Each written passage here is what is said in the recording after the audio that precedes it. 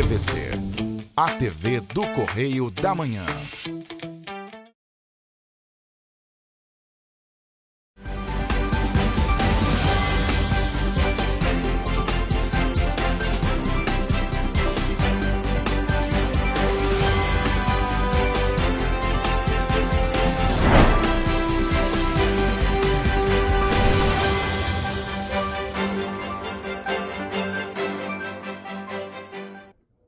Olá, e começa agora mais um Correio Petropolitano na TV, primeira edição. Eu sou Mariana Braga e estamos ao vivo dos estúdios da TV Correio da Manhã em Petrópolis, trazendo as principais notícias da região, especialmente para você.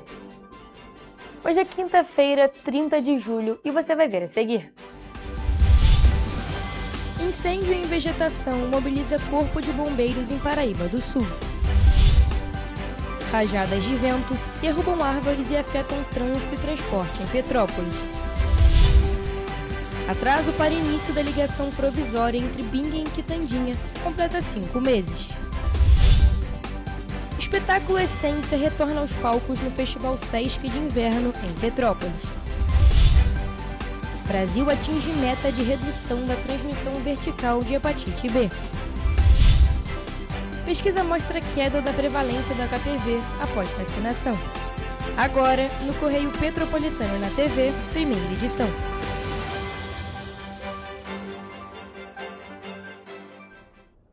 E um incêndio em uma vegetação mobilizou equipes do Corpo de Bombeiros na noite desta quarta-feira em Paraíba do Sul.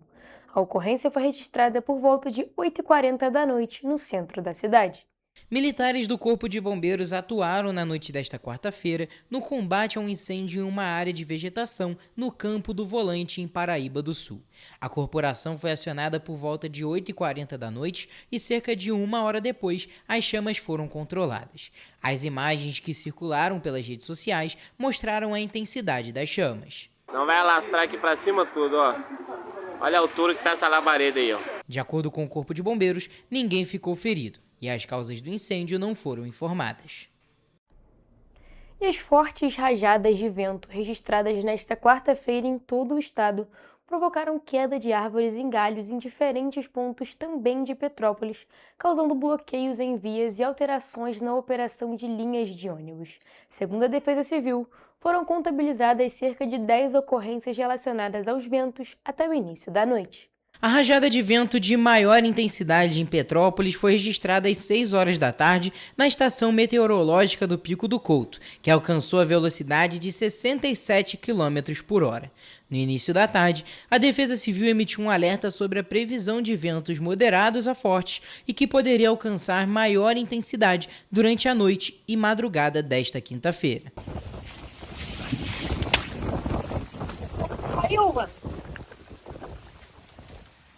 Uma árvore caiu na Avenida Ipiranga por volta das 5 horas da tarde desta quarta-feira por conta dos ventos. A árvore ficou caída em cima do ponto de ônibus e os veículos precisaram utilizar a contramão para passar na localidade. Apesar do episódio, ninguém ficou ferido.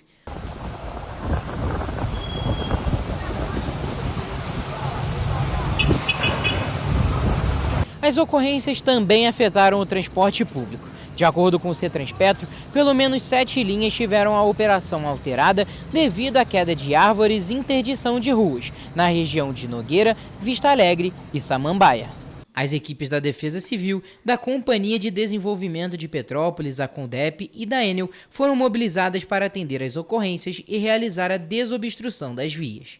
A concessionária Águas do Imperador informou na manhã desta quinta-feira que o abastecimento de água precisou ser interrompido, pois as bombas que atendem a região do Vale dos Esquilos, Madame Machado e Estrada do Juruá ficaram sem energia elétrica devido aos fortes ventos. Após o restabelecimento da energia, o abastecimento vai ser retomado de forma gradativa. A previsão do Centro Nacional de Monitoramento e Alertas de Desastres Naturais, o CEMADEM, e da Secretaria de Estado de Defesa Civil indica que os ventos devem continuar nesta quinta-feira. Os ventos vão permanecer moderados, com rajadas que podem variar entre moderadas e pontualmente fortes. Para sexta-feira, a tendência é que os ventos percam intensidade, permanecendo entre fracos e moderados. Orientamos a população que evite deslocamentos desnecessários, Da mesma forma, evite estacionar veículos debaixo de árvores, evitar ficar próximo a estruturas metálicas, andaimes, ou seja, situações que podem ampliar o risco. A Defesa Civil recomenda acompanhar os alertas oficiais e manter o cadastro de CEP ativo pelo número 40199 para receber os avisos por SMS. Gente, a gente tem que ficar atento a essa situação dos ventos e, claro, qualquer emergência, ligar para o Corpo de Bombeiros através do número 193. E agora, mudando de assunto, mais de 5 meses após o prazo anunciado pelo então ministro dos Transportes, Renan Filho, e pelo prefeito de Petrópolis, Ingo Rames, a ligação provisória entre os bairros Bingen e Quitandinha continua sem sair do papel. A operação, apresentada como uma solução emergencial para reduzir os congestionamentos na cidade, deveria começar a ser testada logo após o Carnaval, mas até o momento não há qualquer informação oficial sobre o início da medida. O anúncio foi feito no dia 15 de janeiro, durante a passagem de Renan Filho por Petrópolis, quando ele ainda ocupava o cargo de ministro dos Transportes. Na ocasião, ao lado do prefeito Ingo Rames, foi formada a criação de uma comissão técnica entre o Ministério, a Agência Nacional de Transportes Terrestres e a Prefeitura para definir os detalhes operacionais da ligação provisória, que é considerada uma estratégia para melhorar a mobilidade urbana até a execução da obra definitiva. No passado, os trechos eram leiloados. Eu falava ontem com o prefeito, com vereadores aqui, e a população pagava, não sei se muito ou pouco, mas não levava quase nada. Agora vai pagar o que é justo para levar o investimento. A demora para a execução do projeto voltou a chamar a atenção de moradores e visitantes durante a realização da 37ª edição da Bauernfest nos meses de junho e julho, assim como no último fim de semana, devido aos congestionamentos registrados nas principais vias de Petrópolis em decorrência do Festival do Chocolate. Tem sido muito congestionado, né? Por conta que não tem muitas passagens, eles dão um jeito, tipo assim, dão sempre um jeitinho, mas é sempre muito demorado, né? Pra, tipo assim, questão de problema para resolver esse trânsito aí. E, pô, acaba que toma muito nosso tempo, cara. Fecham ruas que são importantes na cidade, né? Então, assim, é o que prejudica. Eu acho que eles não conseguem organizar o trânsito para fazer isso. Precisa melhorar muito para ficar bom. A pessoa tem que sair com uma antecedência bastante grande, né?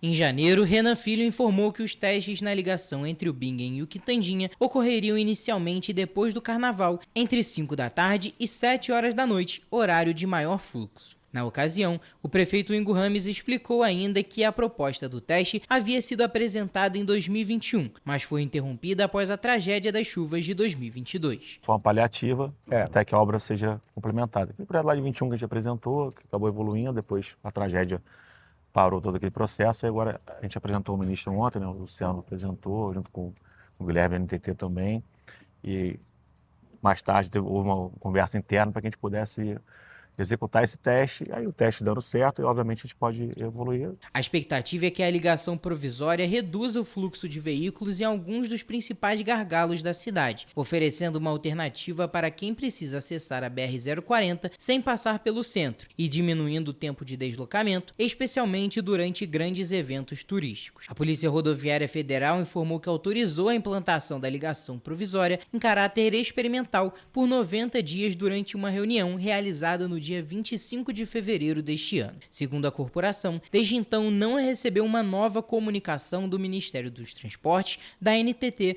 ou da concessionária Elovias sobre o andamento da medida. A PRF afirmou ainda que, do ponto de vista da instituição, a operação pode ser iniciada a qualquer momento, desde que haja uma comunicação prévia dos órgãos responsáveis.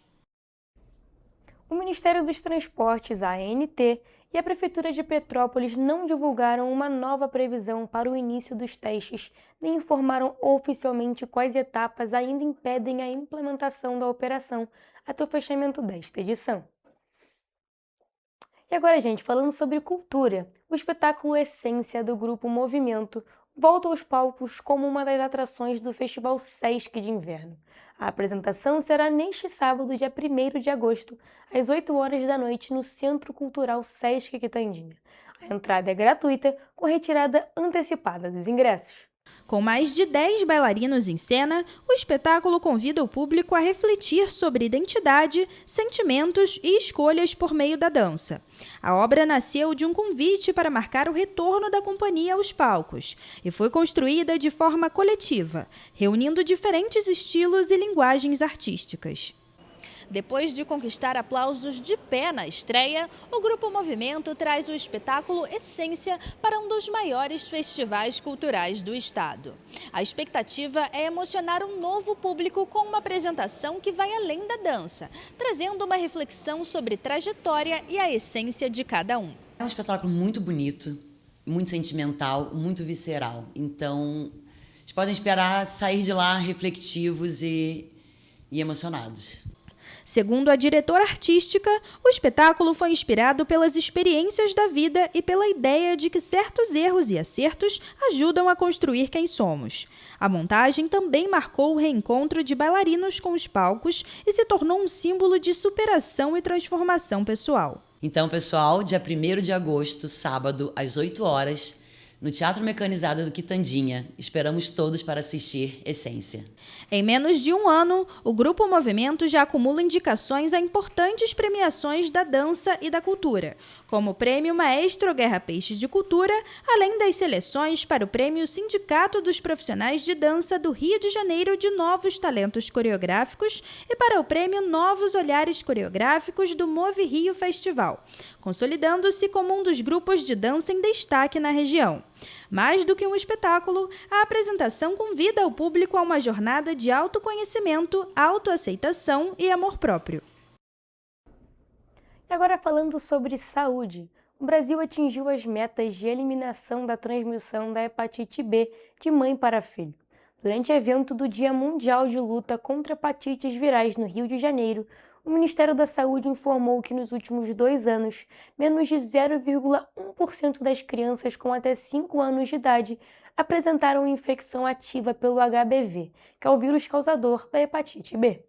Com a meta atingida, o governo brasileiro solicitou à Organização Pan-Americana de Saúde a certificação internacional de eliminação da transmissão vertical do vírus da hepatite B. De acordo com o Ministério da Saúde, a prevalência da transmissão de mãe para filhos no país ficou em 0,0111% no ano de 2025.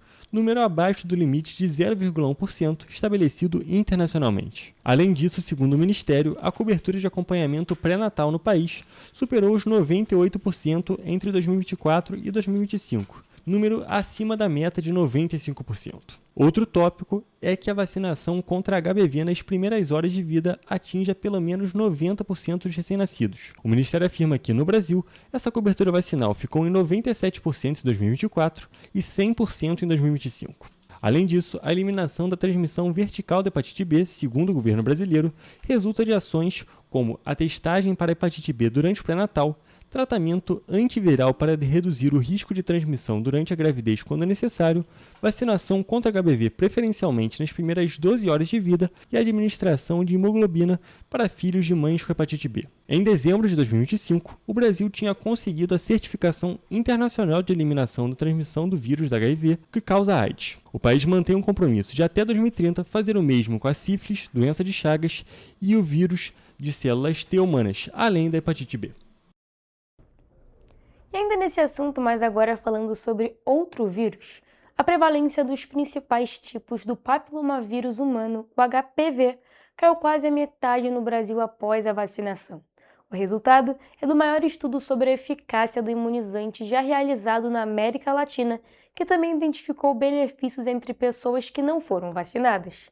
A pesquisa POP Brasil foi realizada pelo Hospital Moinhos de Vento, em parceria com o Ministério da Saúde. Dados coletados entre 2016 e 2017 mostraram que 14,98% dos participantes já haviam sido infectados por pelo menos um dos 4 tipos de HPV cobertos pela vacina. Já nas amostras coletadas entre 2020 e 2023, essa proporção caiu para 7,95%. Na primeira fase da pesquisa, foram analisadas amostras de 6.388 participantes não vacinados de ambos os sexos. sexos. Na segunda etapa, mais de 10 mil pessoas vacinadas e não vacinadas participaram do estudo. As amostras foram coletadas em unidades de saúde e, nos 2 períodos, o foco foi jovens entre 16 e 25 anos, faixa etária com maior prevalência do vírus e que já deveria ter recebido a vacina. Entre as meninas e mulheres participantes da pesquisa, 61,8% estavam vacinadas. Entre os homens, a cobertura foi ainda menor,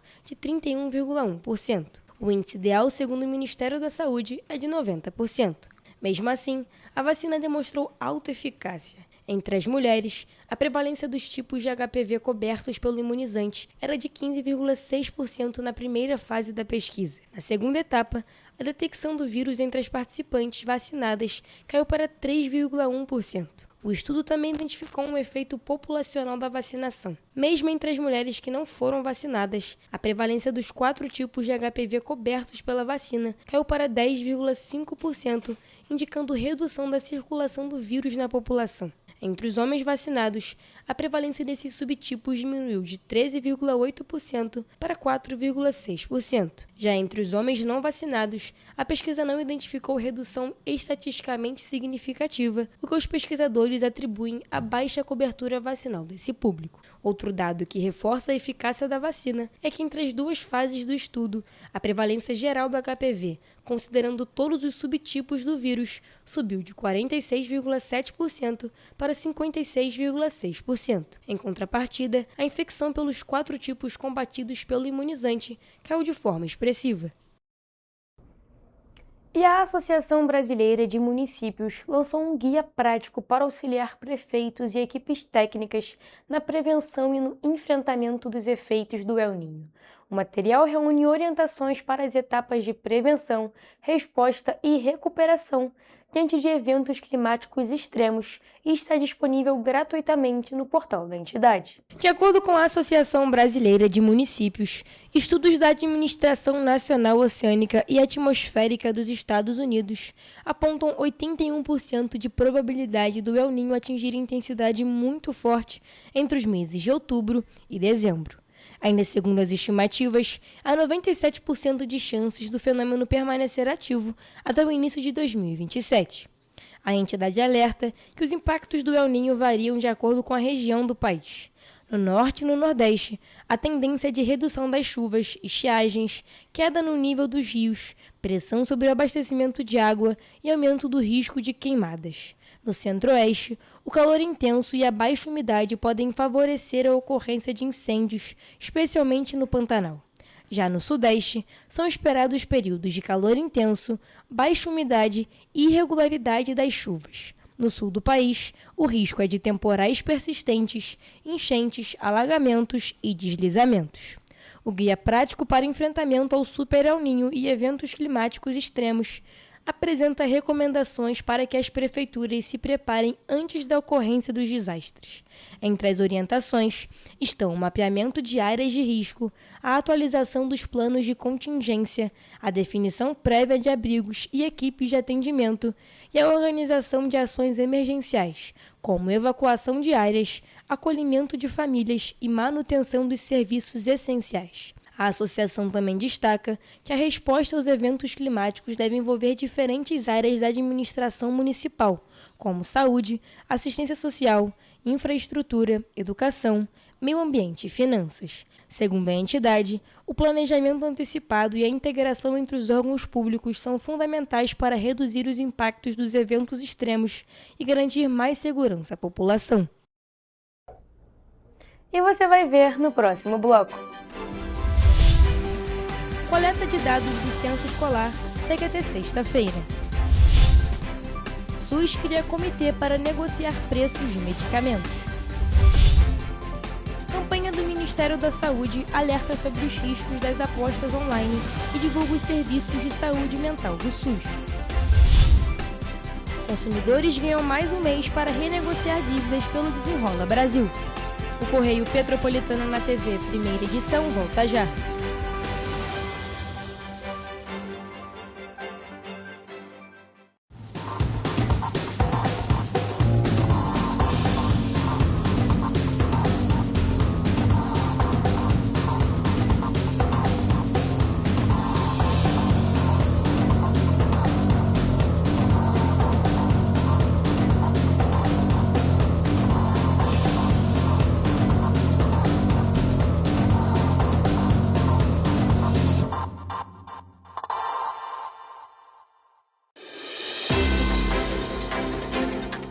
Sem você, o jornal não funciona. Você viu um problema no seu bairro?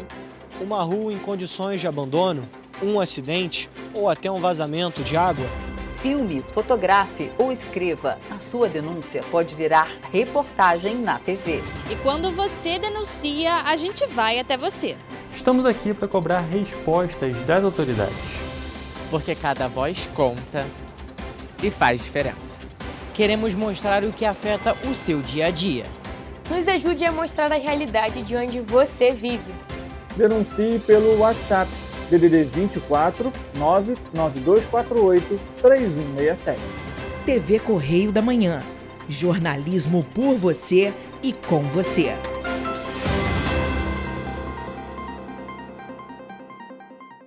Petrópolis, uma cidade histórica, que agora tem um novo ponto de conexão. O Correio Petropolitano se renovou e leva o que de mais importante acontece na cidade, de maneira mais ágil e acessível. Acesse as notícias de Petrópolis de maneira rápida e prática, onde quer que você esteja. Fique por dentro dos acontecimentos da cidade, da política, da cultura e muito mais. Correio Petropolitano. A informação de qualidade a um clique de distância. Acesse www.correiopetropolitano.com.br.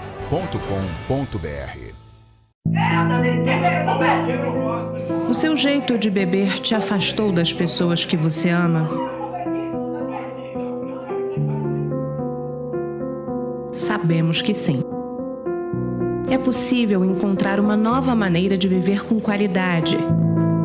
Alcoólicos Anônimos pode ajudar.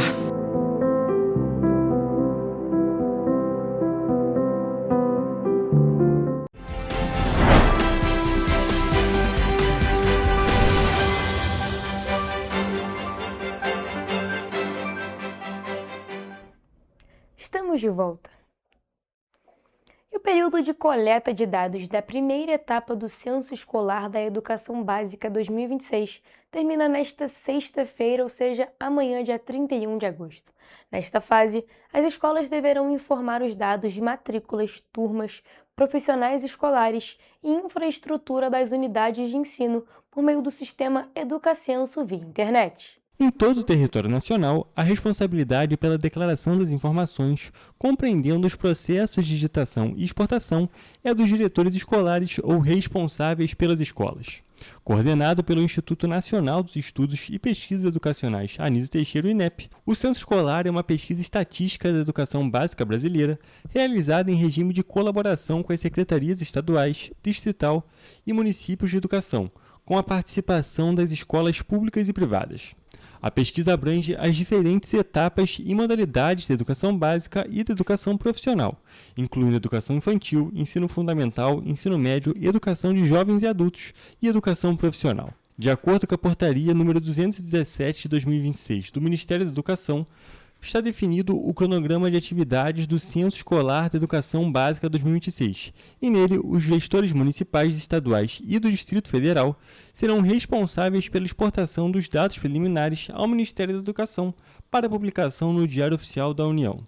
Após essa publicação, o sistema Educacenso será reaberto durante 30 dias para os gestores educacionais para que seja feita a retificação, conferência e eventual correção das informações declaradas. O cronograma também prevê períodos específicos para verificação dos dados pelos gestores educacionais e confirmação de matrículas duplicadas no módulo próprio do Educacenso. A divulgação dos resultados finais da primeira etapa, das sinopses estatísticas e das demais estatísticas de educação básica vai acontecer no dia 1º de fevereiro do ano de 2027. E o Ministério da Saúde criou um comitê permanente para negociar os preços de medicamentos que podem ser incorporados ao Sistema Único de Saúde. A expectativa é reduzir os custos das compras, liberar recursos no orçamento e ampliar o acesso da população a novos tratamentos.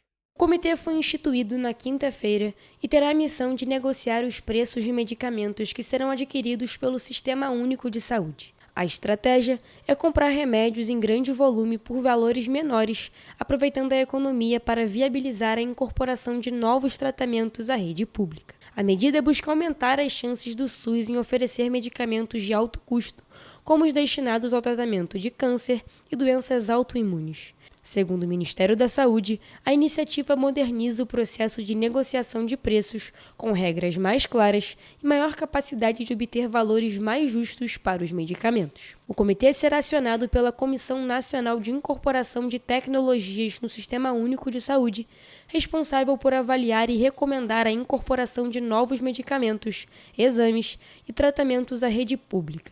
A comissão também dá a palavra final sobre a entrada dessas tecnologias no SUS.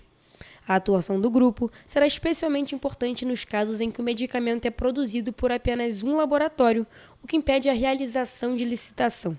Como o SUS movimenta cerca de 31 bilhões e 300 milhões de reais por ano na compra de vacinas, medicamentos e insumos, o governo acredita que o grande volume de aquisições pode fortalecer o poder de negociação e garantir descontos.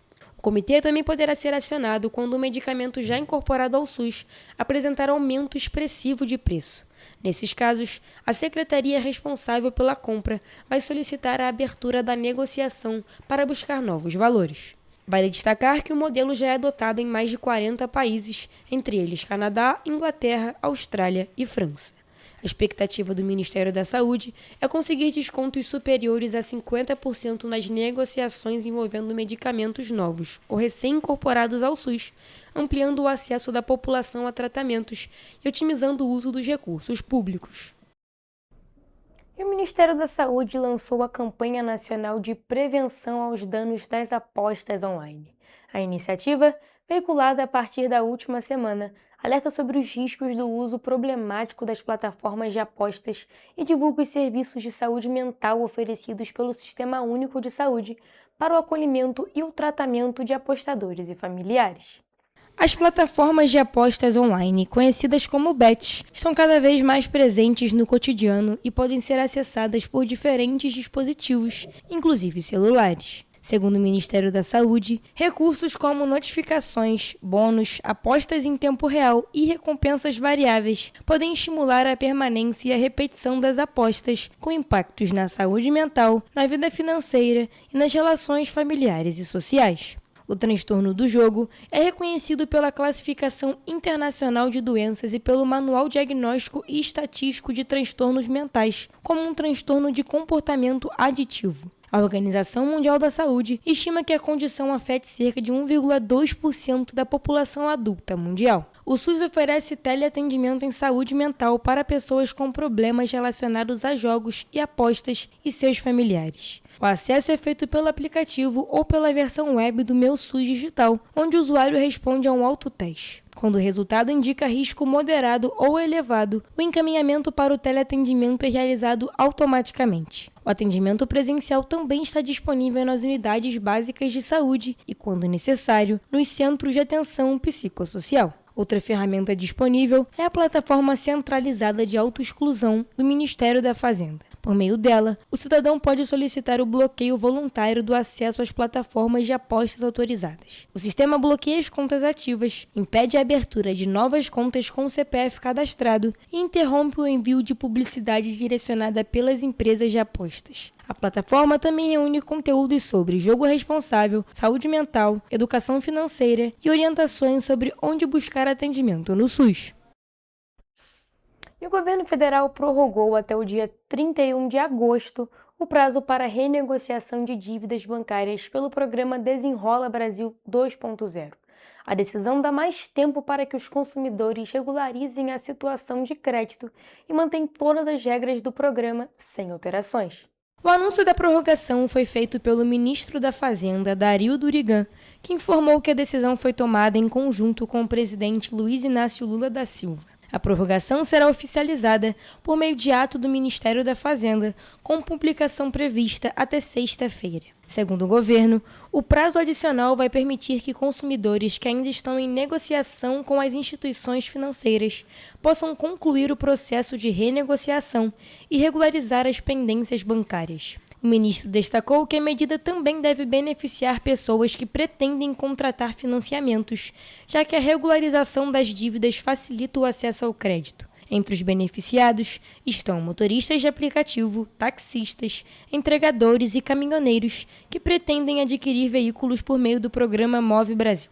Dario Durigan explicou que o prazo extra vai permitir que esses profissionais resolvam eventuais pendências com os bancos antes de solicitar o financiamento de carros, motos ou outros veículos disponíveis pelo programa. O ministro também afirmou que a prorrogação do Desenrola não terá impacto nas contas públicas. Segundo ele, não serão necessários novos aportes ao Fundo de Garantia de Operações, já que os recursos destinados ao programa são suficientes para atender à demanda prevista. As condições de funcionamento do Desenrola Brasil permanecem as mesmas durante todo o período de prorrogação. Agora, mudando de assunto, a tarifa adicional de 25% anunciada e aplicada pelo governo dos Estados Unidos deve provocar alguns impactos pontuais sobre as empresas exportadoras do etanol brasileiro. Porém, especialistas apontam que esse efeito tende a ser limitado sobre o conjunto da economia brasileira. Especialistas apontam que a medida, popularmente conhecida como tarifaço, tem forte componente político e ocorre em um momento quando o mercado norte-americano responde por menos de 16% do volume de etanol exportado pelo país. A maior parte das vendas externas é, portanto, destinada a outros compradores internacionais, embora os Estados Unidos sejam atualmente o segundo principal destino do etanol brasileiro. Em 2025, o Brasil exportou cerca de 1.600.000 metros cúbicos de etanol, o que corresponde a uma receita de quase $1 bilhão. No mesmo período, os embarques para o mercado norte-americano somaram cerca de 253.000 metros cúbicos, equivalentes a aproximadamente $163 milhões. De acordo com a União de Indústrias de Cana-de-Açúcar e Bioenergia, os Estados Unidos responderam por menos de 16% do volume exportado pelo Brasil e cerca de 17,5% da receita obtida com a venda externa dos biocombustíveis do país. E nós vamos agora para um rápido intervalo, mas não sai daí, porque na volta temos o Correio Esportivo.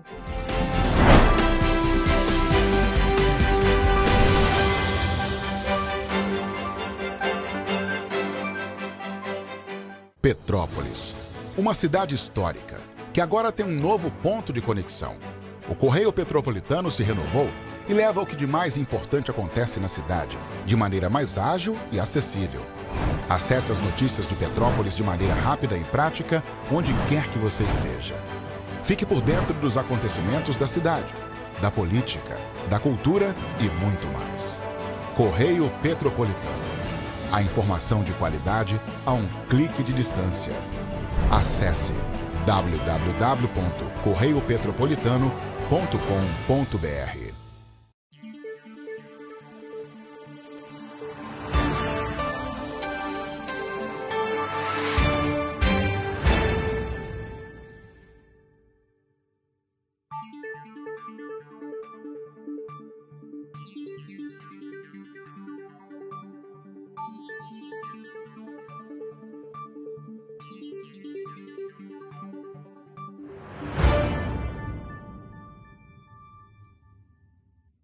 Correio da Manhã, o grupo de comunicação que mais cresce no Brasil.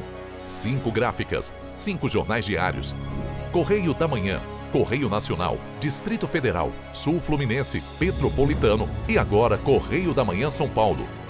Além do Jornal da Barra, Jornal de Turismo, Revista O Cruzeiro, TV Correio da Manhã e estúdios próprios.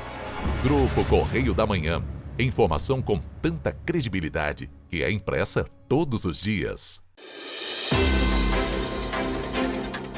Sem você, o jornal não funciona. Você viu um problema no seu bairro? Uma rua em condições de abandono, um acidente ou até um vazamento de água? Filme, fotografe ou escreva. A sua denúncia pode virar reportagem na TV. E quando você denuncia, a gente vai até você. Estamos aqui para cobrar respostas das autoridades. Porque cada voz conta e faz diferença. Queremos mostrar o que afeta o seu dia a dia. Nos ajude a mostrar a realidade de onde você vive. Denuncie pelo WhatsApp DDD 24 99248 3167. TV Correio da Manhã. Jornalismo por você e com você.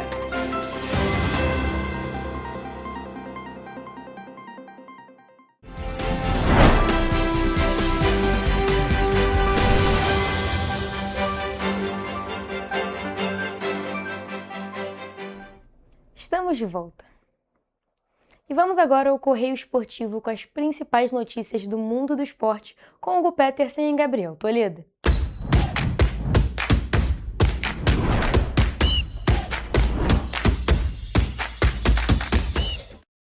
Olá, e começamos agora mais uma edição do Correio Esportivo, um momento de focar em esportes, aqui na TV Correio da Manhã. E na edição de hoje a gente vai focar no futebol, no vôlei e no tênis. Começamos a nossa edição falando de Campeonato Brasileiro, e até o momento da gravação não tem ninguém muito feliz aqui no Rio de Janeiro. Isso porque Fluminense e Flamengo empataram na rodada e ainda não temos um vencedor carioca. O empate do Flamengo foi um pouco melhor. O rubro-negro saiu atrás do placar contra o Internacional, jogando em Porto Alegre, e viu um raríssimo, ótimo jogo do adversário, colocando dificuldades para pontuar.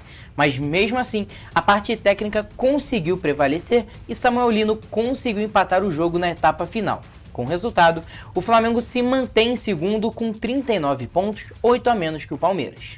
Toledo, a gente tem que destacar aqui que o ponto principal desse jogo foi a surpresa do Internacional, porque se a gente vê a posição dos dois times na tabela e principalmente a maneira como essas equipes estavam jogando antes e depois da Copa do Mundo, o Flamengo era amplamente favorito. Mas ainda assim o Internacional conseguiu ter uma virada de chave naquela partida e colocou muita dificuldade para o rubro-negro. Exatamente, o Internacional fez uma ótima partida defensivamente, acabou que tomou o gol do Samuel Lino, acho que também era um lance que não tinha muito o que fazer, foi bola foi aquele caso, aquele, né? Gol que era para ser. Era para ser porque o Flamengo estava pressionando e uma hora acabou que a defesa ia ser furada.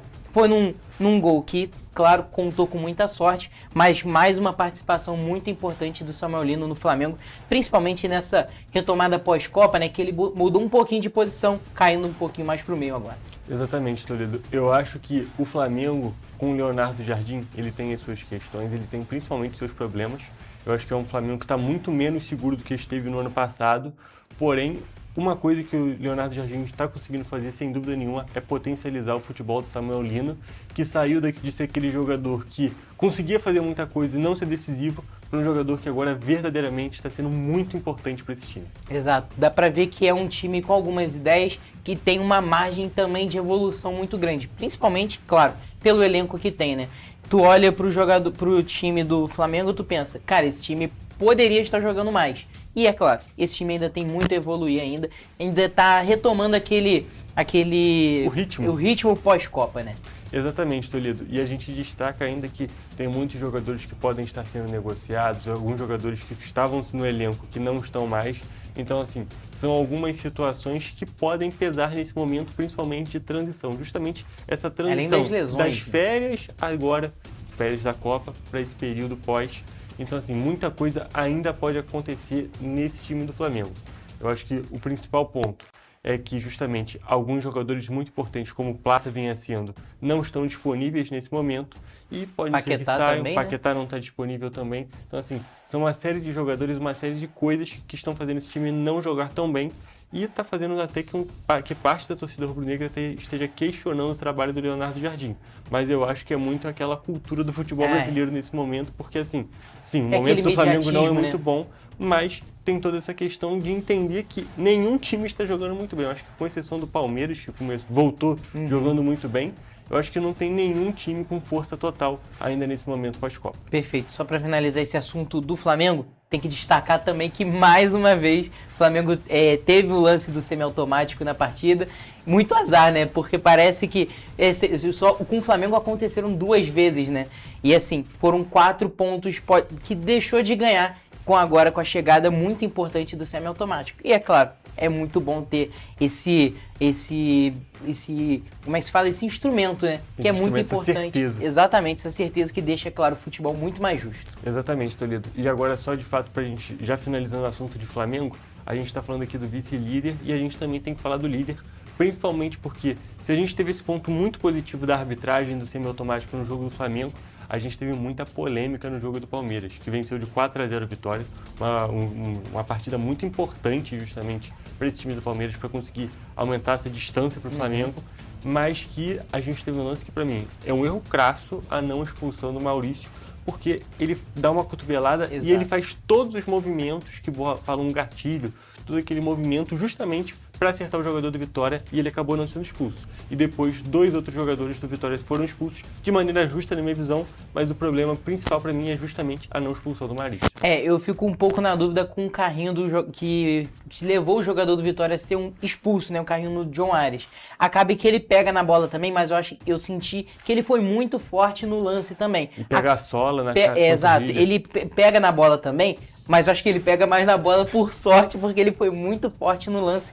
Aí depois o Luan Cândido é expulso por uma bobeira enorme, não pode acontecer. Exatamente, fez aquele gesto de roubo, fez assim, isso é regra do futebol, você não pode fazer isso, então a primeira expulsão ainda pode ser questionado, pode ter toda essa questão da interpretação.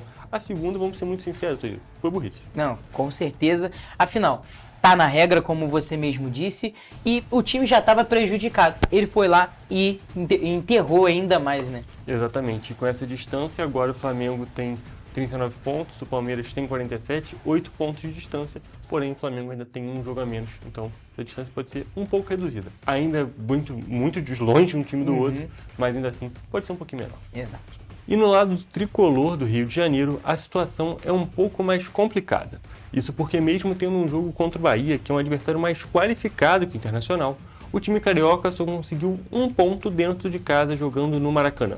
O Fluminense deu um total de 25 chutes na partida, porém a noite foi do goleiro Ronaldo, que fez 10 defesas e garantiu esse empate em 0-0. Com o resultado, o tricolor carioca fica em quarto com 34 pontos.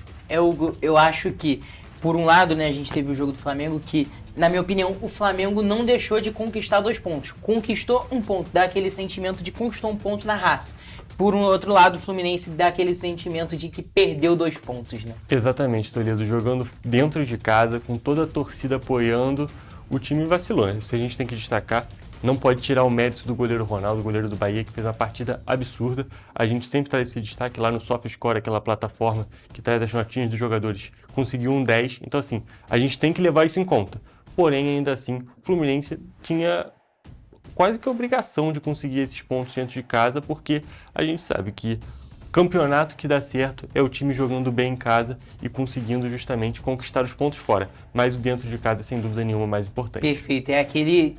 No Campeonato Brasileiro, no geral, os times mais fortes, mais qualificados, têm meio que essa obrigação de fazer os pontos em casa, né? São, na maioria das vezes, né, sempre os favoritos. Tem que conquistar aqueles pontos em casa, que na teoria vão ser mais fáceis, para depois chegar nos jogos que vão ser fora, saber que vai ser mais difícil e um pouquinho mais tranquilo. Exatamente, Toledo. E a gente pode destacar, inclusive, o peso de não conseguir essa vitória, porque o Flamengo está em segundo lugar com 39 pontos, é claro, tem um jogo a menos, mas a situação real atual é que tem 39 pontos, e o Fluminense poderia estar com 36, apenas 3 pontos de diferença, porém a distância ainda não é tão grande, mas ainda assim poderia ser ainda menor. Então, para um time que tem expectativas grandes, como o Fluminense sempre essa temporada, principalmente com as contratações, o time não pode vacilar, não pode justamente perder esses pontos jogando dentro do Maracanã, jogando com o apoio da torcida. Torcida que, inclusive, eu acho que está sofrendo um pouquinho daquele imediatismo justamente que a gente comentou da torcida do Flamengo, porque o Hulk saiu vaiado. O Hulk está fazendo o 3º ou 4º jogo apenas pelo Fluminense. Já saiu vaiado, então assim, é muito dessa cultura do futebol brasileiro, é muito dessa cultura do imediatismo. O jogador tem que chegar, fazer 3 gols já no jogo da estreia, o técnico já tem que chegar ganhando de 6-0, o torcedor brasileiro pensa praticamente assim, né? Exatamente, Toledo, e é muito complicado porque acaba atrapalhando muitos jogadores. E a gente destaca, inclusive, que o Hulk é um jogador veterano, é um jogador que passou os últimos 6 anos praticamente lá no Atlético Mineiro, então assim... Um dos maiores artilheiros do futebol em atividade. Exatamente, então assim, tem que esperar um pouco porque tem que fazer essa adaptação, porque ele é um grande jogador e tem muito a agregar para esse time do Fluminense. E nós não falamos dos jogos de Vasco e Botafogo pelo Brasileirão, porque os times tiveram as suas partidas adiadas por conta de confrontos da Sul-Americana. Inclusive, falando da Sula, o Vasco está classificado para as oitavas de final da competição, depois de vencer e eliminar o Independiente Medellín em São Januário. O jogo, que mais uma vez foi bem ruim, teve gol solitário de Thiago Mendes aos 40 do segundo tempo para garantir a classificação. E o Cruz Maltino vai enfrentar o Olímpia para avançar na competição, justamente na fase de oitavas de final. Hugo, vou te falar, eu esperei um pouquinho mais de desequilíbrio por um lado do Vasco nesse jogo contra o Independiente Medellín. Eu esperei um jogo mais tranquilo e até uma classificação mais tranquila também. Sem dúvida nenhuma, eu acho que essa era a expectativa também da torcida do Vasco, porque jogando fora de casa deu para ver que tinha uma diferença muito grande entre os dois elencos, uma diferença muito grande entre os dois times. Porém, a situação do Vasco não está nada fácil. A gente tem destacado que os jogos do Vasco têm sido horrorosos ultimamente. E eu acho que esse não foi horroroso, só foi ruim mesmo, porque tem algumas ideias que o técnico está conseguindo aplicar e, principalmente, eu acho que ele está conseguindo enxergar alguns jogadores que precisam ter um destaque maior ou fazer uma função um pouco diferente. O primeiro tempo foi bem complicado, mas o grande destaque foi justamente o Paulo Henrique, que chegou na seleção brasileira jogando pelo Vasco e que, depois que voltou da seleção, estava jogando muito mal, Toledo. Isso muito costuma mal. muito acontecer no futebol brasileiro. O Gerson sofreu um pouco disso também em um certo período no Flamengo. Eu acho que o que eu mais lembro de acontecer isso é o Ayrton Lucas, que foi para a seleção lá em 2022 e depois desapareceu e virou um outro jogador. Exatamente. E o Paulo Henrique estava sofrendo um pouco com isso. E agora, nesse jogo, conseguiu voltar a ser aquele Paulo Henrique. Não dá para ter certeza se vai ser assim sempre. Mas nesse jogo ele conseguiu jogar muito bem. E ele era um jogador que vinha sendo reserva justamente para o Puma Rodrigues, que era um dos artilheiros do Vasco do ano, mas nem ele mesmo sabia como é que isso tinha acontecido. Então o time conseguiu ir se acertando, fazendo algumas coisas. No segundo tempo, principalmente com a entrada do Jair, que está voltando de lesão, o time conseguiu jogar, começou a ter ideias verdadeiramente. E aí o Vasco conseguiu a classificação que quem estava assistindo o jogo, apesar de todo o receio que tem com o time do Vasco, dava para ver que ia acontecer em um momento ou outro o gol. E acabou sendo dos pés do capitão Thiago Mendes, que vem voltando a ser aquele grande jogador que estava sendo antes da parada da Copa, porque também todos os jogadores estão sofrendo um pouco com essa falta de ritmo. Exatamente. Thiago Mendes se mostrou um jogador muito importante também para o Vasco. Desde aquela reta final da Copa do Brasil ali junto com o Cauã Barros, formaram uma grande dupla. E também esse jogo mostrou a importância do Jair, né? Um jogador muito importante que infelizmente sofreu com muitas lesões. Exatamente, aquele jogador diferente, Toledo. Ele tem aquela calma diferenciada e que, é claro, para um time que sofre tanto com saída de bola, pode ser tão importante para esse elenco. Exato. E agora nas quadras, quem acompanha o basquete já sabe que a grande notícia da temporada seria o destino do interminável LeBron James, que já havia anunciado que estava de saída do Lakers. O icônico camisa 23 já está mais que confirmado no Philadelphia 76ers. E no lado comercial, a transferência já está sendo um sucesso. Nesta quarta-feira, a NBA informou que o astro de 41 anos vendeu a maior quantidade de camisas da história para um jogador que se junta a uma nova equipe. E esse feito engloba todos os esportes e as primeiras 48 horas em que os produtos ficarão disponíveis para o público. Hugo, com certeza o LeBron James é um dos maiores jogadores da história do basquete, ali junto com o Michael Jordan, os dois maiores, né, desse esporte. E é claro, é uma máquina de fazer dinheiro também. Exatamente, Toledo. O sucesso comercial a gente já sabia que seria para qualquer time com que ele fosse. E, é claro, diz muito sobre o nome, diz muito sobre quem ele é principalmente e o jogador que ele continua sendo. É claro, já não é mais aquele LeBron de 2017, 2018 ou de todos os anos que ele ganhou o título, mas ainda assim é um jogador muito importante e que vai agregar bastante para essa panela verdadeira. Exato. Lá da Filadélfia. O Philadelphia agora está com um timaço para essa temporada. E agora, falando de tênis, temos um fato bem interessante e relevante para destacar. Não sobre uma partida específica, mas sobre todo um período. João Fonseca encerrou a gira de saibro entre os 20 tenistas que mais somaram pontos no circuito em 2026. O brasileiro, atual número 27 do mundo, terminou o período na 17ª colocação do ranking específico da superfície, com 810 pontos. Toledo, a gente tem que destacar aqui, isso é um feito muito importante do João Fonseca e mostra que as boas campanhas que ele fez justamente nesses circuitos não são por conta de sorte, nem por conta de lesão de outros atletas, e sim porque ele estava jogando muito bem, estava pontuando muito bem e sendo um grande jogador que a gente tem toda a expectativa nele. Exatamente, acho que a expectativa não está nem no agora, acho que a expectativa ainda está para o futuro. Claro, já é um grande jogador, mas a gente espera que ele se supere ainda mais. Exatamente, a gente fica na expectativa que agora que vai começar o período das quadras duras, que o tênis é bem interessante a gente destacar, que tem toda essa questão da adaptação com diferentes situações e quadras. Então a gente espera que o João Fonseca também fique nessa lista e quem dizer até mais acima. E ainda no tênis, o US Open anunciou nesta segunda-feira as parcerias do torneio de duplas mistas da edição de 2026. E o grande destaque fica para a dupla extremamente campeã Novak Djokovic e Aryna Sabalenka. Vale destacar que o torneio está marcado para acontecer entre 23 e 29 de agosto e terá a duração de 3 dias, justamente nessa parte de duplas.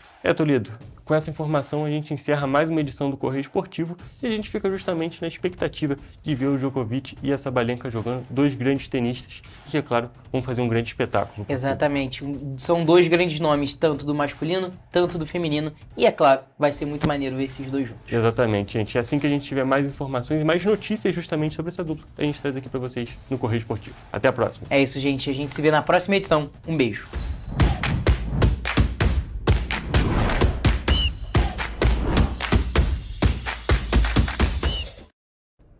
Muito obrigada, Hugo e Gabriel, pelos principais destaques do mundo do esporte.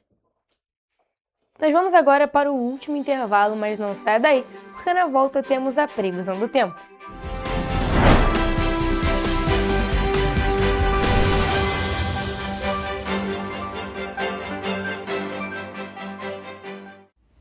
Você já pensou sobre o que é ser petropolitano? Ser petropolitano é viver a história e viver na história. É tratar Dom Pedro II e a Princesa Isabel como vizinhos, ter uma natureza incomparável e ter um ar serrano que os turistas adoram. É também, às vezes, ter todas as estações do ano em um só dia. Ser petropolitano é se emocionar com os corais e marchar com as bandas marciais. É enfrentar o trânsito na subida da serra e reclamar do pedágio. É comemorar os gols e, às vezes, sofrer pelo serrano. Ser petropolitano é ser resiliente, ser solidário. Ser petropolitano é amar esta cidade imperial, na qual nascemos ou escolhemos para viver. Correio Petropolitano, o jornal que tem no seu nome o orgulho de ser petropolitano. Todos os dias em uma banca perto de você.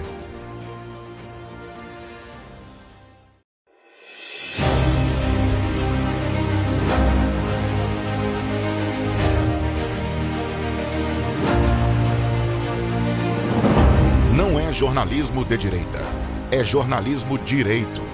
Correio Petropolitano. Tudo que seu jornal não deveria ter deixado de ser. Todos os dias, em uma banca perto de você.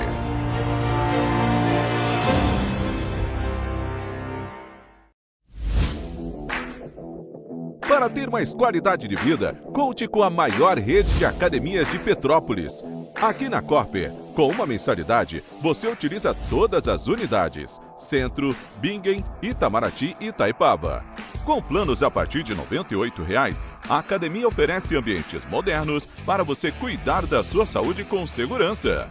Os espaços contam com dezenas de aparelhos de musculação, diversos equipamentos para aeróbico e funcional, além, é claro, de profissionais qualificados e uma extensa grade de aulas coletivas, que inclui dança, bike, jump, wolf fit, step fit, entre outras. Nossas estruturas são equipadas com salas de musculação e aulas coletivas, salas de avaliação física e nutricional, vestiários e estacionamentos amplos. Venha nos fazer uma visita e surpreenda-se! Petrópolis, uma cidade histórica que agora tem um novo ponto de conexão. O Correio Petropolitano se renovou e leva o que de mais importante acontece na cidade, de maneira mais ágil e acessível.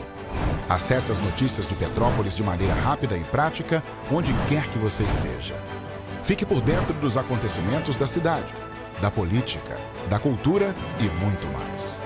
Correio Petropolitano. A informação de qualidade a um clique de distância. Acesse www.correiopetropolitano.com.br.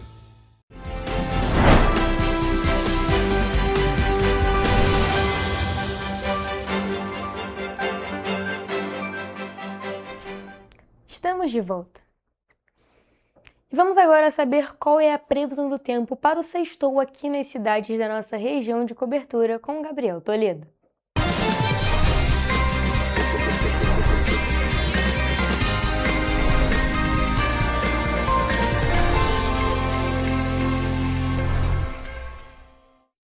E olha só, gente, a sexta-feira vai ter tempo firme em toda a nossa região de cobertura. O sol volta a predominar, mas ainda há variação de nuvens em algumas cidades. E o destaque fica para o frio mais intenso durante a madrugada e o amanhecer, principalmente na região serrana. Isso acontece por causa da atuação de uma massa de ar frio e seco que favorece a perda de calor durante a noite, além da formação de névoa e nevoeiro nas primeiras horas do dia. Com o tempo aberto, as temperaturas sobem um pouco à tarde, mas as mínimas voltam a ficar bem baixas nas cidades de maior altitude. Mas indo agora para a nossa previsão detalhada de cada cidade, começamos como de costume por Nova Friburgo, onde a sexta-feira vai ser de sol, com nevoeiro ao amanhecer. E à tarde as nuvens aumentam, e à noite o céu fica com muitas nuvens. Os termômetros variam entre a mínima de 10 e a máxima de 21 graus. Em Teresópolis, o tempo fica com muitas nuvens durante todo o dia, mas com aberturas de sol, e não há previsão de chuva, e as temperaturas variam entre a mínima de 11 e a máxima de 21 graus. Aqui em Petrópolis, a sexta-feira vai ser de sol, com algumas nuvens e com névoa ao amanhecer. Ao longo do dia, o tempo segue firme e à noite o céu fica com poucas nuvens. O destaque é o frio logo cedo, com a mínima chegando a apenas 10 graus. Já a máxima fica em 20 graus. Agora mudando de região e indo para o centro-sul do estado, por lá o tempo também segue estável, com muitas nuvens e períodos de sol, e as temperaturas continuam um pouco mais elevadas do que na Serra. Em Paraíba do Sul, o dia vai ser de muitas nuvens com aberturas de sol ao longo do dia. Os termômetros variam entre a mínima de 14 e a máxima de 24 graus. E para finalizar nossa previsão, em Três Rios, a sexta-feira vai ter sol com algumas nuvens e névoa ao amanhecer. À noite, o céu fica com poucas nuvens. As temperaturas variam entre a mínima de 16 e a máxima de 24 graus. E assim, a gente finaliza a nossa previsão do tempo para as cidades da nossa região de cobertura.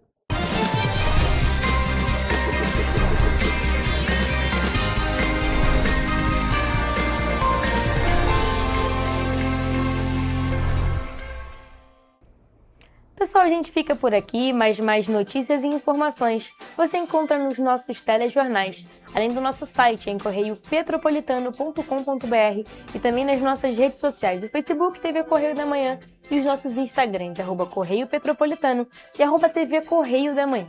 Siga a gente para se manter sempre informado. E olha, a participação de vocês através do envio de denúncias é muito importante. E vocês podem nos enviar essas denúncias através do nosso e-mail em tvccorreiodamanhã@gmail.com ou para o nosso WhatsApp com DDD 24 99248 3167. O Correio Petropolitano na TV, primeira edição, fica por aqui, mas amanhã a gente tá de volta. Eu espero por vocês a partir de 13h, viu? Temos encontro marcado. Até lá!